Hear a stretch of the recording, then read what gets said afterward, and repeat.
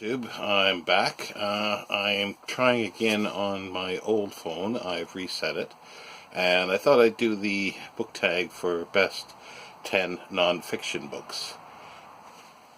I was not tagged in it because by the time that went up, I did not have a channel. This is a brand new channel. This is my second video. Now, I did put up a list on Jason in his comments for Byways in Bookland. But I thought I'd do a video, and it's also a test for this old camera again to see if it dies halfway through. But anyway, it was difficult to do, the 10. When I first looked at the video, and I thought, oh, that'll be easy. Then I started making a list, and I think I was up to 25 plus or more, and I thought, oh, this is difficult. So I decided to whittle it down to more mainstream ones rather than keeping, really esoteric stuff like excavation reports, because there are a few excavation reports I really love. I just like the way they're done, and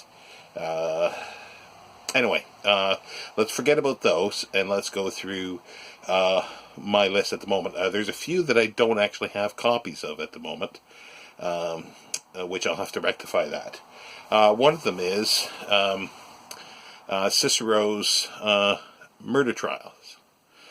This I came across when I was in high school. I took a class that was on classical Greek and Roman literature, and we did this, and I fell in love with the Greek and Roman literature, so I began to devour everything in the Penguin translations, and Cicero is one of my favorites, and especially the murder trials. And going forward now, and these are in no particular order at all. It's a book about books. It's Nicholas Brisbane's, or Basbane's, A Gentle Madness, which, there's a lot of glare there from light. There we go. That's a little better. It's just a fantastic romp through history and book mania. People who have killed for books, collectors, people that stole their collections. There's stories of two brothers in New York who collected papers and newspaper and everything, and they built sort of tunnels throughout their house to get from room to room. And one of them became ill, and while the other one was taking them food, there was a cave-in, and then they found them eventually. And it's just packed full of stories like that throughout the ages, since books began. People collecting and just the mania over collection, which I think anybody who collects books can see themselves in a lot of these people that Basbane's describes. Now, another one, which is sort of a history, it's a history of science fiction. It's The World Beyond the Hill, a science fiction in the quest for transcendence. It's by Alexei and Corey Passion. It's a bit old now, but to me, it is the best history of science fiction that I've read. Bearing in mind, I haven't read any histories of science fiction in the last probably decade or 15 years. I don't think there's been too many that have come out since then that are comprehensive. There's little bits and pieces. There's literary ones. It's becoming more and more popular to write about. But other than this, there is Brian Aldiss's Billion Year Spree, and then his updated version, Trillion Year Spree. But this one, to me, is the best. And he goes all the way back to Greek and Roman, but his belief is that Frankenstein by Mary Shelley is the first true science fiction book. And then he goes on from there. And he doesn't go up to modern, like, I believe I started rereading this again, and I haven't finished it yet. But I don't believe he goes up to even the 60s or 70s. I think he stays around a little while after the Golden Age. But I might be wrong with that. But anyway, it is a fabulous history of science fiction, if one is interested in that.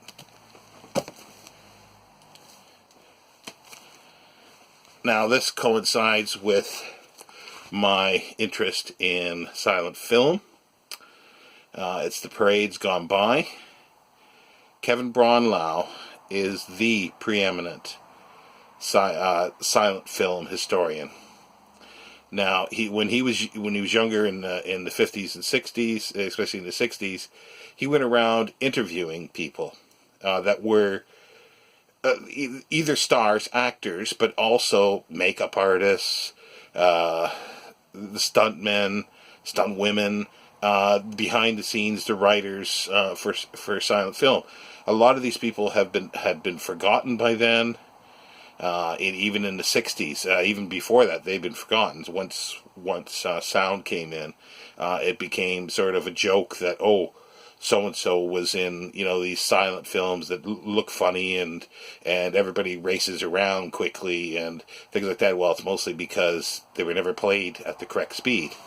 But anyhow, Kevin Braunlau has devoted his life in many ways to the preservation of silent film and its history. In the late 70s, he started interviewing on film the last remaining people that were alive from the silent era, and it's called Hollywood. It's 13 parts, fabulous documentary on American silent film, and it's narrated by James Mason. And it just goes through. It's just I've watched it over and over and over again, and I was very pleased to meet Kevin Braunlau on several occasions. And because I have this book, and there's two other ones that are the similar things. One's on documentaries, and another one sort of it's made up of interviews. But I was lucky enough to get him to sign my copies. So these are very, very special to me. But yeah, he did the Hollywood series. Then he followed up with another one on European cinema Europe, silent film, narrated by Kevin Branagh. It's a bit shorter, but when you look at it, you sort of realize that European cinema did everything before American cinema. So the ones that claimed that they started stuff, mostly it was started in Europe, and then later American producers, directors, cinematographers learned from that and sometimes expanded. But anyway, you cannot go wrong if you're interested in silent film is to read Kevin Braunlau, any of his books. Now, I've always loved letters and essays. Now, one of the ones that I found a book of, it must be 35, 40 years ago, is called Chesterfield's Letters to His Son, written in the 18th century. They were published as sort of how to become a gentleman. So he wrote these letters to his illegitimate son, Earl of Chesterfield, Philip Stanhope, and they were collected later. And I've loved reading those ever since I had that book. I no longer have that edition, but I do have a 3-volume edition of all his letters, which includes all of his letters to his son. So I enjoy dipping in every so often and rereading these. It basically is, just a manual in a sense for for how to be a gentleman, and it's just fantastic. The writing, and it's just enjoyable reading. I used to get up before I went to university and read one letter every morning before I went to classes. That's if I was awake and sober, but that's another story. Another one that's a fabulous one is by Andrew Lang. Most people will know Andrew Lang because of his collection of fairy stories, which I don't have, and I've actually never read any of those. It's his other stuff that I've read. That he was a prolific writer of essays and other things, and one of my favorites of him is Books and Bookmen by Andrew Lang. That's the title page. It's pretty nondescript on the outside because it doesn't have a jacket, but it's I like the AL Andrew Lang embossed on the cover. It's a collection of his collecting of books and other bookmen and people who were collectors. It's got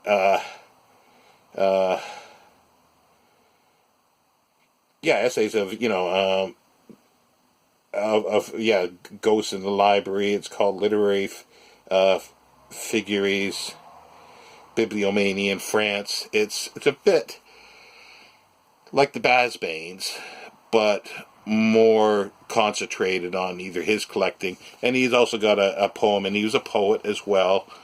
He wrote a lot of other books that are similar to this. He would there was letters to friends. He would call it. He would write.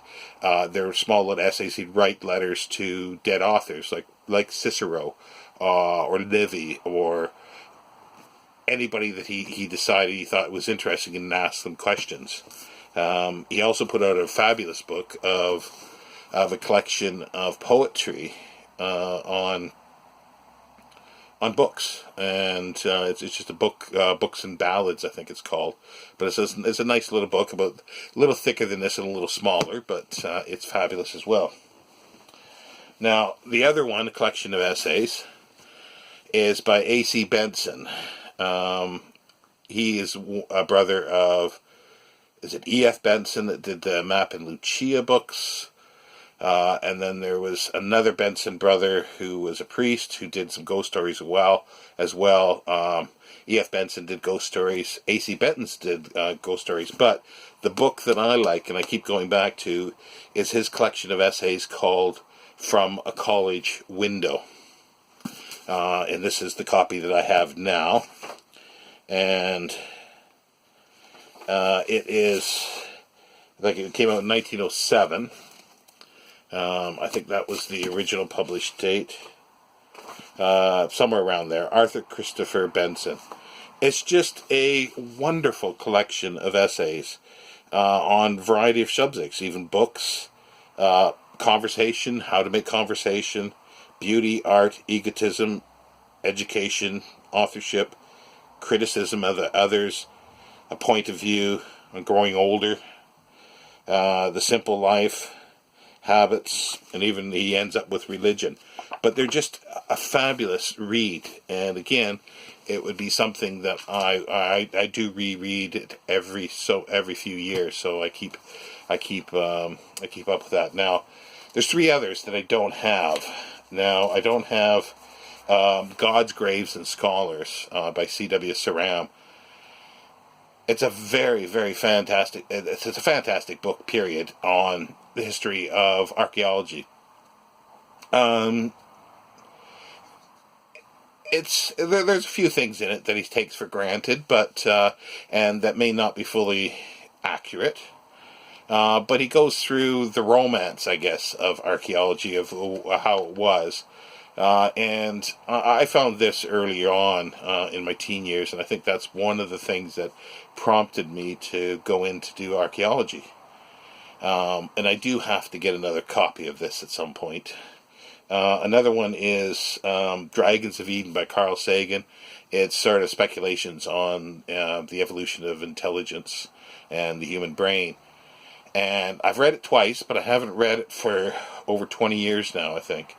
And anything by Carl Sagan is fantastic, but the Dragons of Eden is preeminently fantastic to me. It's just so thought-provoking. Again, some of the science may have been past by now, because I can't remember when it was. It's got to be at least 30, maybe even 40 years old. But it's still worth a read. Another one is George Orwell's Down and Out in Paris and London. I just love his stories of being down and out in Paris and in London, and going hot picking, but especially in Paris, working in these restaurants. And after you read that, you kind of wonder whether what you're eating when you go to a restaurant, or what potentially could be there, and the cleanliness or lack thereof, especially at that time in restaurants. Now that's the 10, and as I say, I tried to keep it more general. An 11th that I would almost like to put up as a possibility would be their Erdman's Publishing, that's in Grand Rapids, Michigan, in the States, put out a set of books. I thought it was like about 35, but it's actually 38 volumes, called The Early Church Fathers. It's got the Ante-Nicene Fathers, the Apologists. They're not religious texts per se, but it's sort of, a lot of them are writing to Romans, and pagans, and saying, well, this is what you believe, this is what we believe. See, it's the very same thing, but we have Christ, blah, blah, blah. And that is how it's sort of set out. They lead you down the path and say, well, you should really be following Christianity. It's the language they use. I know it's translation, but I love reading this stuff. I have not read them all by any means. I still have a set. It's in a friend's basement back in Canada. I hope to get it someday. But I have read. I'd maybe generously, I would say, a quarter to a third, but it may not even be that. But I did enjoy these. But again, that's not one book. The other set would be the complete Orwell, which I do have, except the fiction. I've got the non-fiction, volume 11 to 20, I think it is. But anyway, that's my 10 plus non-fiction books. And hopefully this video will upload. The phone has not died yet, so fingers crossed for better videos. Thank you.